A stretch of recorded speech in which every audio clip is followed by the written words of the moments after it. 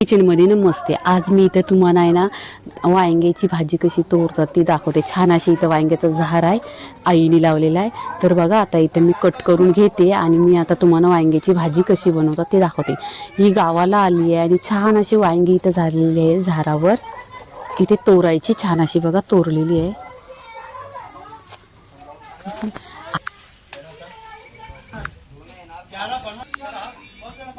वांगी तोरलेली आहे छान अशी.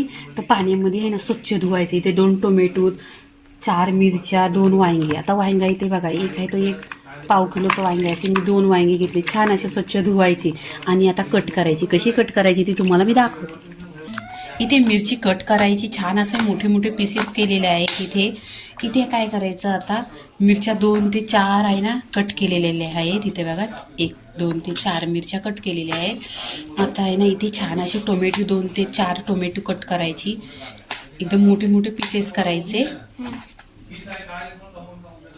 टोमॅटो आहे ना कट करून घ्यायचा. 2 ते 3 टोमॅटो कट केलेले आहेत इथे.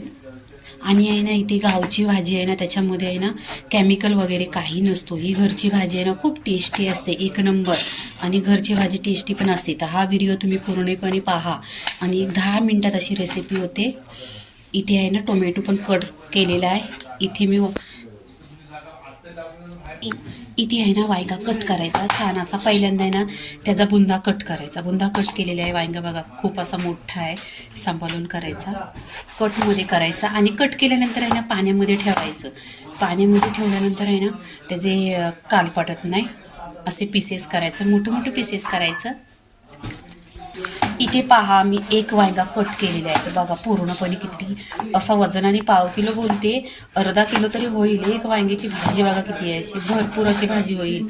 इथे कट केलेलं आहे. आता आपण आहे ना छोटे पीसेस पाहिजे तर छोटे करायचं, नाही तर मोठे असले तरी चालेल. गॅसवर कढई ठेवलेली, त्याच्यामध्ये 1 चमचा तेल टाकलेला आहे. तेल छान असं गरम झालं. गरम झाल्यानंतर आहे ना इथे लसूण टाकायची. लसूण पण छान अशी तरतरली पाहिजे. लसूण तरतरली. इथे मी जिरं टाकलंय. जिरं पण छान असं तरतरलं. कढीपत्ता टाकायचं. कढीपत्ता पण छान असं तरतरला पाहिजे. लसूण पण इथे गोल्डन कलर पूर्णपणे झालेला आहे. तर मी इथे आहे ना कांदा टाकते. छान असं 2 ते 3 कांदा घेतलेले आहेत कट करून. इथे कांदा टाकायचा याच्यामध्ये.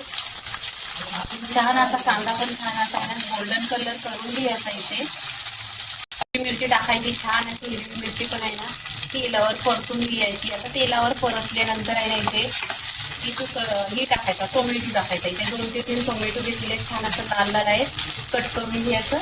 आणि टोमॅटो पण तेलावर परतायचं. आता टोमॅटो टाकल्यानंतर आहे ना लगेच मीठ टाकायचा. मीठ टाकल्यानंतर आहे ना काय होतं की टोमॅटो सॉफ्ट होतो. इथे चवीनुसार मीठ टाका, तुम्हाला जेवढं लागेल तसं टाका.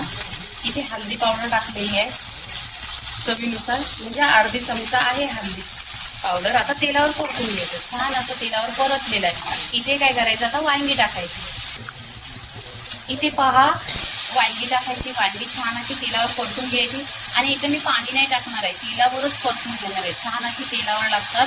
म्हणजे कांदा टोमॅटो टाकल्यानंतर आहे ना ही भाजी 10 मिनिटात होते आणि छान लागते. छान असं परतलं. आता इथे मी एक वाटण करून घेतलेलं आहे. ह्याच्यामध्ये शेंगदाणा आहे, लसूण, हिरवी मिरची असं कूट करून घेतलेलं आहे. छान असं वरून कूट पण टाकायचं. आणि लाल मिरची पण आहे. असं कूट करून घेतलं ना शेंगदाण्याचं ते 1 नंबर टेस्ट लागते. आता हे करायचं इथे ढाकण लावायचं आणि स्लो गॅसवर 10 मिनिटं छान अशी भाजी शिजवून घ्यायची. 10 मिनिटं झालेली आहेत. छान अशी भाजी शिजलेली आहे. मी तुम्हाला दाखवते. पूर्णपणे बघा भाजी अशी शिजलेली आहे इथे. आता काय करायचं इथे कोथिंबीर टाकायची. छान अशी कोथिंबीर टाकायची. कोथिंबीर टाकली ना एकदा परतून घ्यायची. इथे परतलेली आहे. आता इथे पूर्णपणे झालेली आहे ना तांदळाची भाकरी खापली भाताबरोबर खा. आता वांगीची भाजी झालेली आहे. लाईक करा, शेअर करा, सबस्क्राईब करा आणि नेहमीच खात राहा.